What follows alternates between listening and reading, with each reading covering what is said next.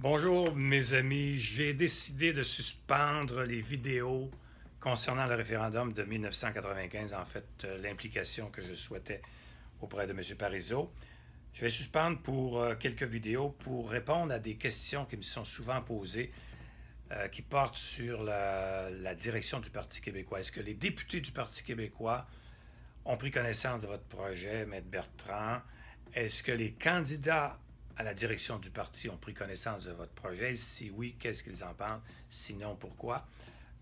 Donc, j'ai décidé que vous seriez les juges dans un procès devant un jury où vous aurez à décider deux choses. Est-ce que oui ou non, ils ont eu connaissance de ce projet-là? Peut-être qu'ils ne répondent pas parce qu'ils ne savent pas que ça existe. Et la deuxième question, s'ils en ont eu connaissance, pourquoi ils ne répondent pas? Et là, vous allez devoir me répondre, me donner vos réponses. Je vais vous faire des suggestions, mais vous n'êtes pas obligé d'être d'accord avec moi. Alors, vous savez que ce projet Liberté-Nation-là, je travaille depuis très longtemps pour concevoir un projet complet qui mène directement au parachèvement du pays québécois, qui, comme vous le savez, veut dire l'indépendance du Québec. Ça a commencé en 1996. J'ai eu toutes sortes de démarches qui m'ont amené à réfléchir.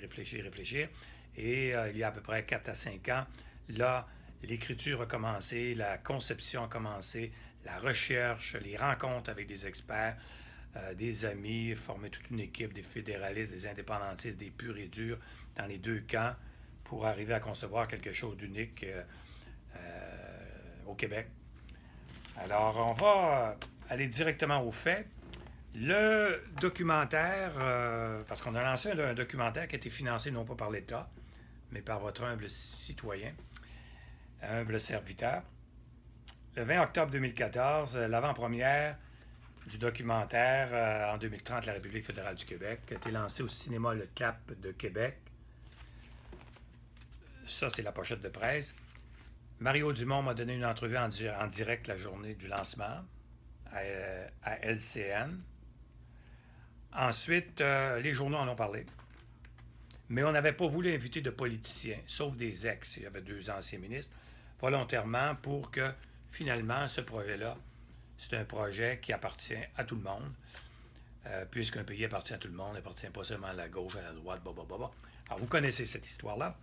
Alors, j'ai décidé, dans les jours suivants, de me procurer la liste de tous les députés de l'Assemblée nationale. C'est un document de 128 pages avec les coordonnées de chaque député, numéro de téléphone, etc., et le courriel. J'ai écrit aux 125 députés pour leur faire connaître le lien où ils pourraient se rendre pour visionner le documentaire, puisqu'on avait déjà créé un site. Donc, les 125 députés du Parti libéral, de la CAQ, Québec solidaire et du Parti québécois ont reçu cette lettre. Du moins, on l'espère, mais vous le verrez par la preuve que je vais vous faire. Et donc, la première lettre a été adressée le 3 novembre 2014. Donc, vous vous rappelez que le documentaire a été lancé le 20 octobre. Le temps de chercher tout ça, ça a pris du temps, de chercher les adresses. Alors, c'est le 3 novembre que la première lettre est adressée à Jean-François Lisée. Et elle se lit comme suit. Permettez que je vous invite en votre qualité de député de la région administrative de Montréal à prendre connaissance sur le site www.républiquefédéraleduquebec.com d'un bref aperçu du projet Liberté-Nation que j'ai conçu et qui a été porté à l'écran par les réalisateurs Guy et François Simon dans un documentaire futuriste mais réaliste intitulé L'an 2030, la République fédérale du Québec. Cette production de 45 minutes résume de façon révolutionnaire dans son contenu et unique dans sa forme le moyen exceptionnel qui s'offre aux 17 régions administratives du Québec pour leur permettre de contrôler tous les pouvoirs dont elles ont un urgent besoin en matière législative, exécutive et judiciaire, afin qu'elles puissent enfin moduler leur avenir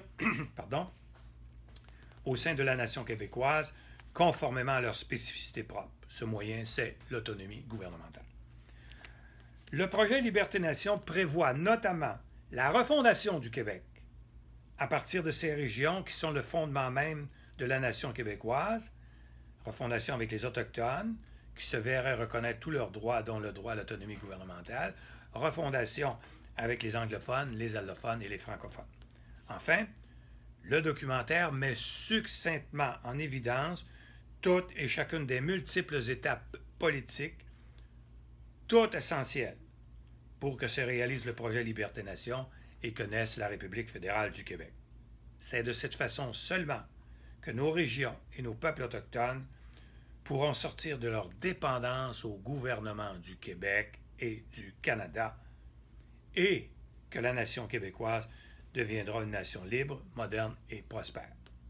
Je termine en disant ceci, un manuscrit sur le projet Liberté-Nation sera publié bientôt, parce que là, je me dis, ils vont certainement avoir la curiosité d'aller voir ce manuscrit-là. Alors, le manuscrit a été publié effectivement plus tard. Vous le savez, je vous l'ai déjà montré. En 2030, la République fédérale du Québec. Regardez comme c'est beau. L'auteur est fier. Je serai disponible pour répondre à toutes vos questions que je disais en terminant ce courriel que vous voyez ici. Le 3 novembre, la même journée, donc je n'ai pas de réponse. Aucune réponse, on est presque 2 ans plus tard. Aucune réponse. Ni téléphone, ni demande de rencontre, ni du chef de cabinet, ni de l'attaché politique. Rien, niet. Mais je ne me décourage pas pour autant. Donc, la même journée, Martine Ouellette reçoit une lettre identique. On est en 2016. Aucun téléphone, aucune demande de rencontre. Parce que ça m'aurait fait plaisir de leur expliquer le non-dit qu'il y a dans le documentaire. Il y a beaucoup de choses que je ne pouvais pas dire. C'est des capsules, il y en a 12, qui sont de 3, 4, 5, 6 minutes. Donc, on ne peut pas tout dire. Alors, le 3 novembre également, Alexandre Cloutier reçoit une lettre. Et lui, je l'avais déjà vu avant dans une rencontre. Et mon frère Rosa m'avait dit, il y avait plusieurs ministres à ce moment-là. Il lui-même était ministre des Affaires intergouvernementales. Et il m'a suggéré de rencontrer Alexandre Ouellette. Il est jeune, il a déjà travaillé à la Cour suprême du Canada, il connaît le droit constitutionnel. Peut-être qu'il serait intéressé à connaître le projet que j'étais en train d'élaborer. Une rencontre qui a duré 1 minute et demie, je voyais qu'il était pressé, pas très intéressé. Mais il m'a dit, mon chef de cabinet va vous appeler, Maître Bertrand, et on fixera une rencontre plus tard. Qu'est-ce que vous pensez qui est arrivé? Non, le chef de cabinet ne m'a jamais appelé. M. Cloutier ne m'a pas appelé ni quand il était ministre, ni quand il était député, jusqu'à ce jour. Et donc, peut-être que, bon. Alors, le 6 novembre, quelques jours plus tard, là, je reçois une première lettre. Je suis content. Une première lettre du ministre responsable de la région du Nord du Québec, au Témiscamingue, M. Luc Blanchette. Donc, vous voyez ici cette lettre. Là, je suis content parce que je me dis, ça signifie qu'ils ont reçu le courriel. Mais je ne suis pas content de voir qu'au Parti québécois, il n'y a personne qui donne suite. Quoi qu'il en soit, le 7 novembre, quelques jours plus tard, là, j'adresse une lettre identique à Véronique Yvon. Pensez-vous que j'ai eu des nouvelles? Petite surprise que vous connaîtrez dans la prochaine vidéo, mais j'en ai pas eu jusqu'à il y a quelques semaines. Silence total. La même journée, là, c'est le ministre de l'Emploi et de la Solidarité sociale, François Blais, que je connais personnellement, qui m'envoie une lettre. Donc, je suis encore content de voir au moins qu'il y a eu une suite, qu'on a pris connaissance du document. Mais déçu encore une fois, pas de péquistes, où sont-ils? Où sont-ils? Ou c'est vous qui allez d'abord décider s'ils ont reçu le courriel. Peut-être qu'ils n'ont pas reçu le courriel. Peut-être, on ne sait pas. Le 10 novembre, là, c'est le cas, c'est le tour de Pierre-Carl Péladeau. Alors, M. Péladeau, lui, est un homme d'affaires. Je me suis dit, ça va vraiment l'intéresser parce que le projet se présente sous la forme d'un plan d'affaires avec études de besoins, études de marché, études de faisabilité politique, juridique, économique, financière, études d'impact, études d'opportunité, Il y a même une maquette. Il y a évidemment un plan d'affaires en 7 étapes. Bon. Alors, je me suis dit, wow, là, on l'a, le bonhomme qui va prendre ça en main. Pas besoin de créer d'institut. Aucune réponse. Ni pendant qu'il était député, ni pendant qu'il était chef du Parti québécois ou leader de l'opposition à l'Assemblée nationale. Par contre, le lendemain, je pense, le lendemain, je reçois une autre lettre. Alors, je suis content, j'ouvre l'enveloppe. Non, encore le Parti libéral, le gouvernement, cette fois-là, c'est le ministre de l'Économie, de l'Innovation et des Exportations, M. Jacques Daoust, qui m'envoie une lettre. Pas un courriel, une lettre, pour me remercier, féliciter le citoyen qui s'intéresse aux affaires de l'État. Mais je suis déçu. Comment se fait-il que leur courriel au Parti québécois ne fonctionne pas? Je m'arrête et vous connaîtrez la suite plus tard dans la prochaine vidéo. Mais en attendant, vous commencez à vous poser des questions parce que vous aurez à décider s'ils ont été informés. Peut-être qu'ils n'ont pas été informés. Peut-être que leur courriel ne fonctionnait pas. Parce que ça ne se peut pas que tous ensemble décident de ne pas répondre à un citoyen, même si on ne l'aime pas. Supposons qu'ils ne l'aiment pas. Bon.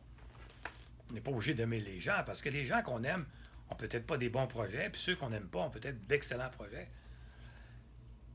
À la prochaine.